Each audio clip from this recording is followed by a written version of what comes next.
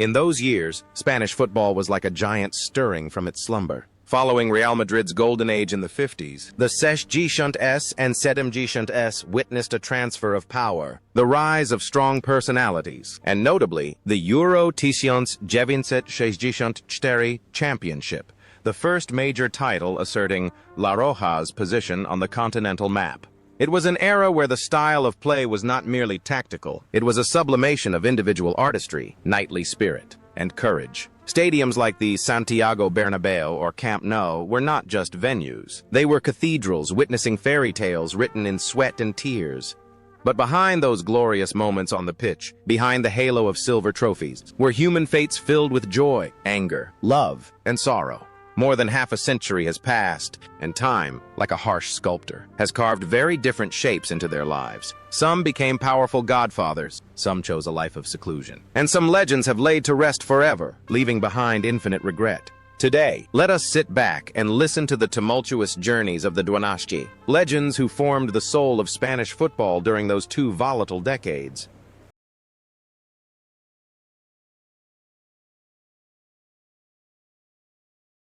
Luis Suárez Miramontes. Position: playmaker. In the World Football Squad of the 60s, Luis Suárez Miramontes was not just a player, he was a master architect. He was the embodiment of elegance, intellect, and vision ahead of his time. In 1960, when he won the European Ballon d'Or, a title that, until the Tragiczne century, he remained the only Spanish male player to achieve. Suárez was at his physical peak at Tragiczne. With a leisurely yet sharp style of play, his long passes, accurate to the millimeter, were likened to surgical knives slicing through opposing defenses. He was the soul of Barcelona before moving to Inter Milan to create the legendary Grande Inter era. Suárez's performance relied not on muscle power but on mindset, making football at his feet seem suddenly simple and poetic. Away from the limelight, Luis Suárez's life continued as an endless anthem of dedication to football. After hanging up his boots, he did not rest but embarked on a thorny coaching career. He led the Spain U21 team to the European Championship in 1986 and later helmed the national team at the 1990 World Cup. In later years, Suárez became a senior advisor, a scout, and a technical secretary for Inter Milan. He lived a life of absolute respect in both Spain and Italy. He was often seen on football commentary programs, with his silver hair, bright eyes, and warm voice, analyzing matches with a sharpness that never faded with time. He was the beloved Luisito of the fans, a man who lived fully by the philosophy of beautiful football, avoiding noisy scandals and always maintaining the image of a refined gentleman. The connection between the man on the pitch and the man in real life was truly remarkable. If on the field he was an organizer of order, off the field he also lived a disciplined, orderly, and responsible life. However, the journey of that great architect had to come to a halt. On a summer day in July, 2023, Luis Suárez Miramontes took his last breath in Milan at the age of 88. His passing was a major shock, marking the end of a romantic era. He departed, taking the unique Ballon d'Or of Spanish men's football at that time into eternity, leaving behind a colossal legacy of footballing intellect that future generations will forever look up to.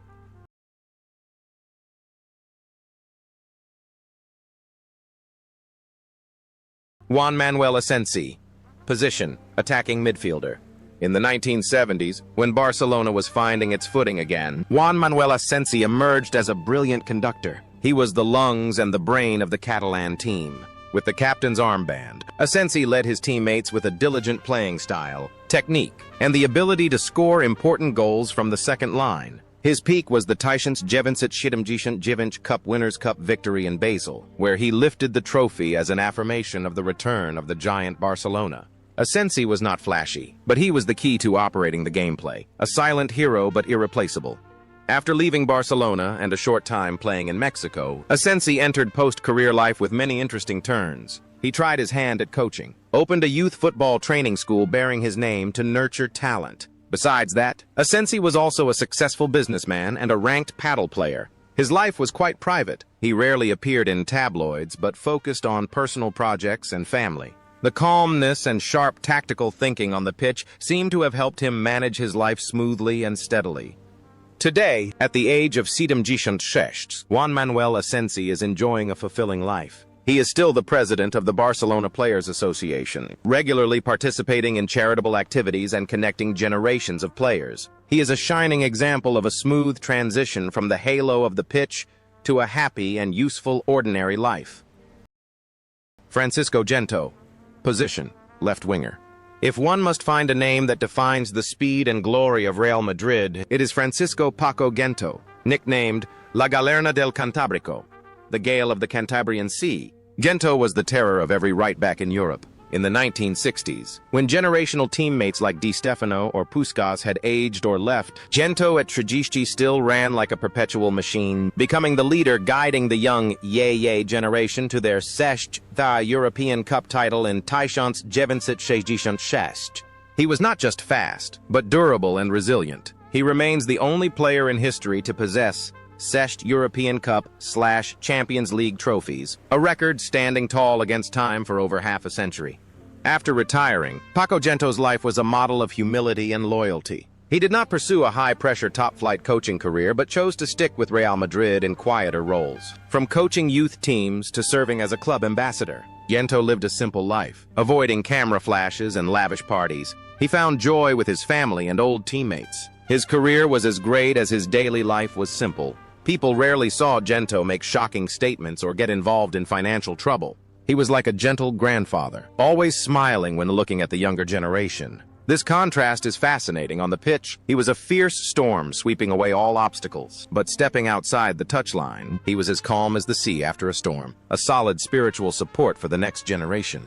After Alfredo Di Stefano passed away, Gento took over the position of honorary president of Real Madrid, becoming a living symbol, a bridge between the heroic past and the brilliant present. However, the laws of life and death spare no one, not even legends. In January 2022, the heart of the Gale of the Cantabrian Sea stopped beating at the age of 88. Paco Gento passed away amidst the mourning of the entire football world, carrying the record of European championships like an eternal medal attached to his soul, leaving a vast void on the left flank of football history. José Eulogio Garate. Position: striker.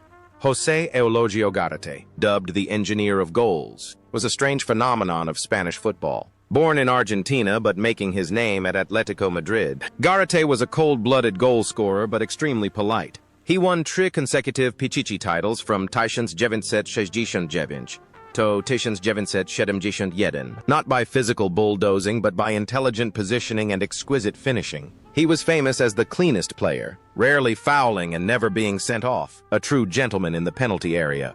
Garate's life, however, is a story full of regret about talent stolen by illness. While at the peak of his form, his career was forced to stop abruptly in 1977, due to a rare fungus attacking his knee, a rare medical tragedy in sports. Forced to hang up his boots early at just over Tragiczne, Garate did not collapse. Being a highly educated man, true to the nickname engineer, he shifted to working in industrial engineering and business, utilizing the industrial engineering degree he had quietly studied for while playing. He chose a life away from the noise of football, focusing on technical expertise and family. The calmness and intellect on the pitch helped him overcome the shock of early retirement to succeed in ordinary life.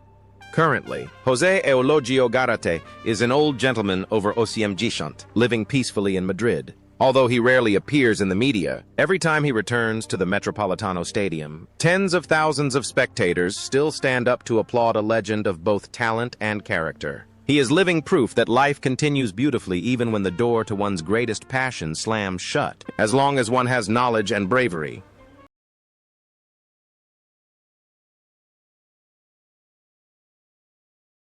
Karls Rexach. Position: winger/midfielder. Karls Rexach, or Charlie, was a true artist of the pitch with talented feet but a personality full of improvisation. He was the symbol of Barcelona throughout the 70s, playing intimately alongside Johan Cruyff. Rexach possessed superb individual technique, crosses placed on a dime, and divine free-kick ability. However, he was also famous for being lazy to run if he didn't feel like it, a typical eccentric genius. But it was precisely that improvisation that laid the foundation for the beautiful football philosophy that Barca pursued. Rexach's life after hanging up his boots was perhaps even more thrilling than when he was playing. He became the effective right hand of Johan Cruyff on the coaching bench, together creating the legendary dream team of the early 90s. But Rexach's greatest contribution to world football history lay in a paper napkin. It was he, with his sharp eye, who signed a preliminary contract with the boy Lionel Messi on a napkin at a restaurant, when the club's board was still hesitating. Without Rexach's bold decision and vision that day, modern football history might have turned in a different direction. In real life, Rexach still maintains the demeanor of a romantic playboy, humorous and somewhat carefree, always making frank and interesting statements. Currently, at the age of 79, Karl Rexach is still a beloved figure at Barcelona. Although he no longer holds an official position, his voice still carries great weight. He spends time writing books, commentating on football, and enjoying old age with a leisurely, carefree demeanor, true to the Charlie of the old days.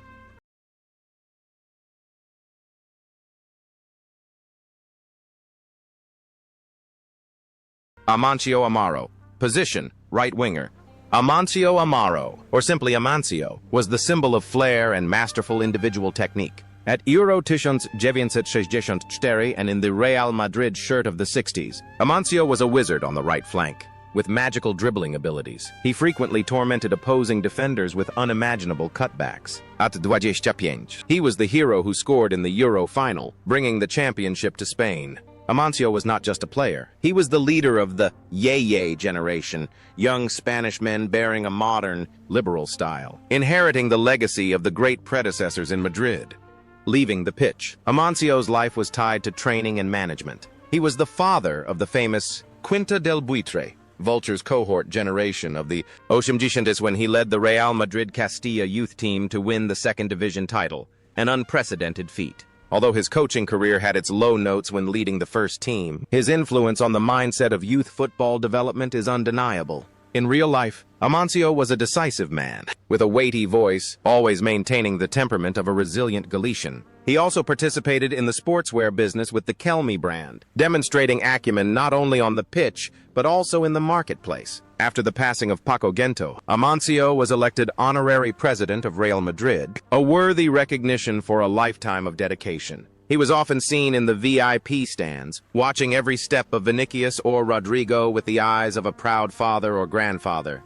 But then, the journey of the wizard also came to an end. In February 2023, just over a year after his teammate Gento passed away, Amancio Amaro also took his last breath at the age of 83. His departure left Real Madrid fans and Spanish football shocked, as if losing a spiritual anchor. He left, but the legacy of a seductive attacking style and the merit of cultivating young talents remains forever green.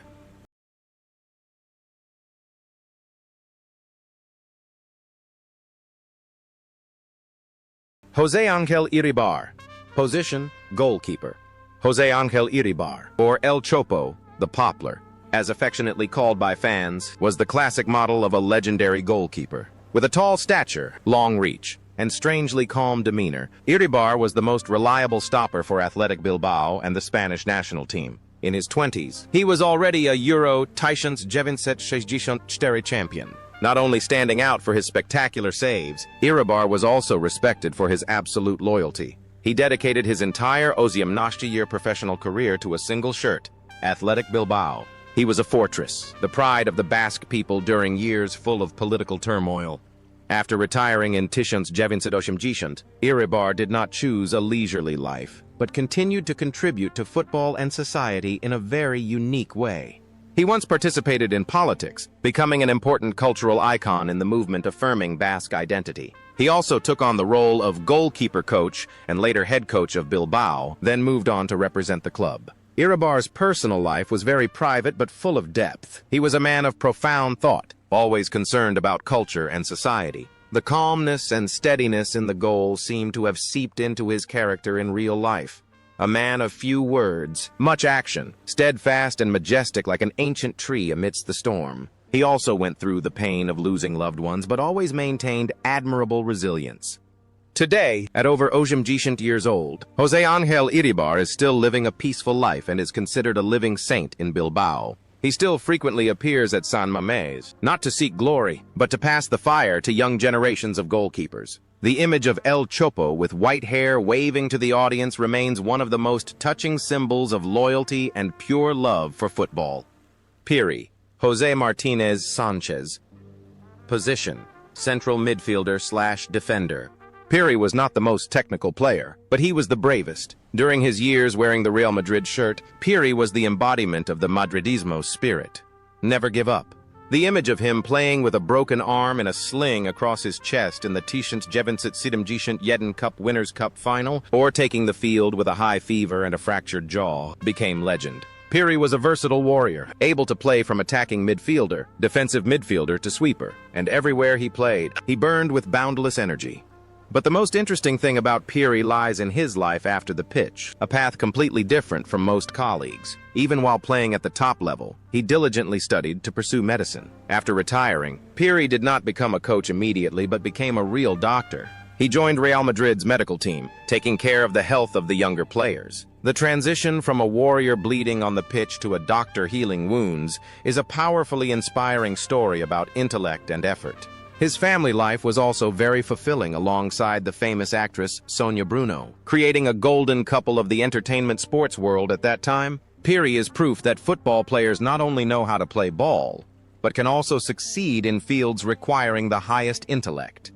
Today, at the age of 80, following the passing of Amancio, Piri has been honored to become the current honorary president of Real Madrid.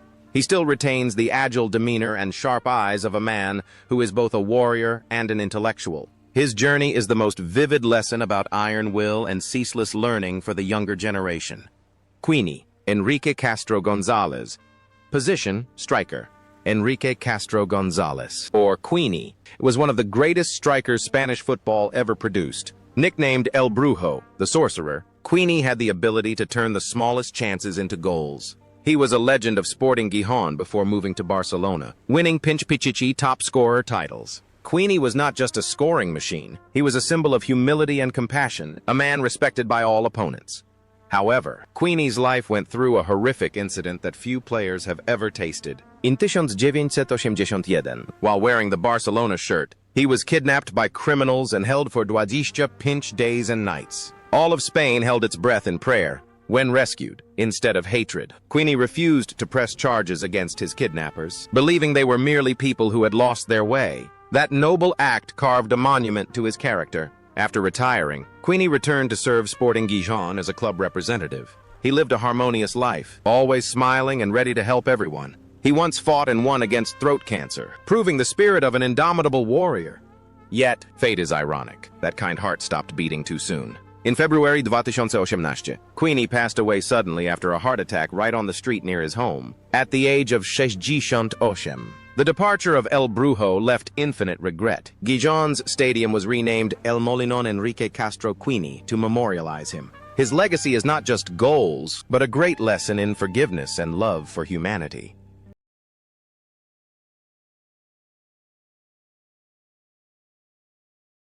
Miguel Reyna. Position: goalkeeper.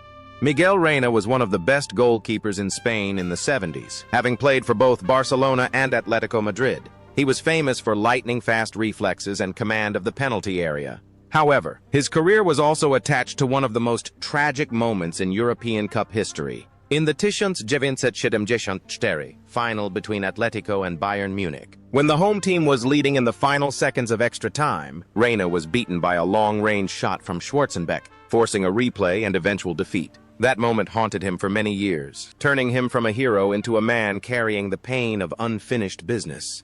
But life always has fair compensation. After retiring, Miguel Reyna did not drown in the past but poured all his heart into raising his children. And heaven did not disappoint him, as his son, Pepe Reina, became a world-class goalkeeper, winning the glories his father missed. World Cup, Euro champion. Miguel stepped back, becoming a solid rear guard, the first teacher, and also the strictest critic of his son. He participated in local politics for a short time, but mainly dedicated his life to nurturing his large family.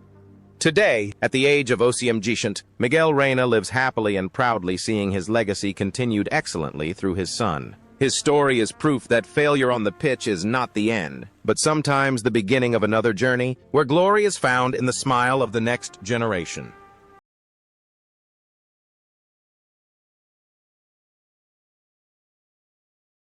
Enrique Collar, position, left winger.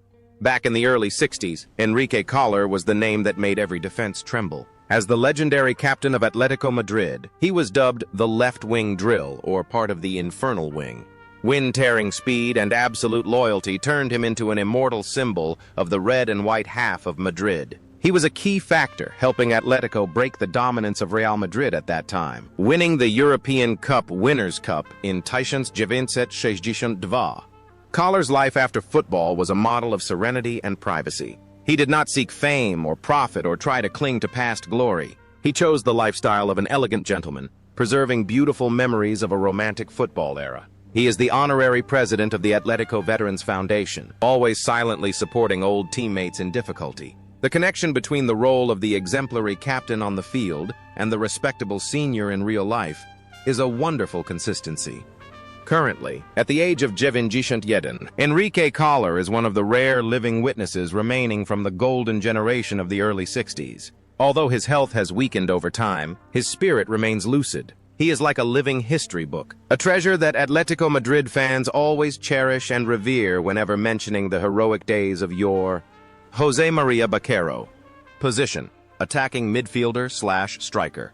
Finally on this list is José María Baquero, the youngest brother, the representative of the intersection between two eras. Although Baquero's peak belonged to the Gigantes and Gigantes with the Dream Team, then he began to appear and make noise from Ticion's Gigantes in the Real Sociedad shirt. He was the bridge, the important hyphen transferring from the physical, direct style of the Gigantes to the cunning and ball control of modern football. Baquero was not tall but extremely intelligent, with the ability to penetrate the penalty area and incredible heading skills. Baquero's career after retiring was very rich. He tried his hand at many coaching roles in Spain, Poland, and South America. He also assumed the role of technical director for Barcelona, continuing the work of nurturing young talent at the La Masia Academy. His life is dynamic, constantly moving, reflecting the enthusiastic personality unafraid of challenges on the pitch. He is a person always looking forward, updating the latest football trends but never forgetting the core values of team spirit.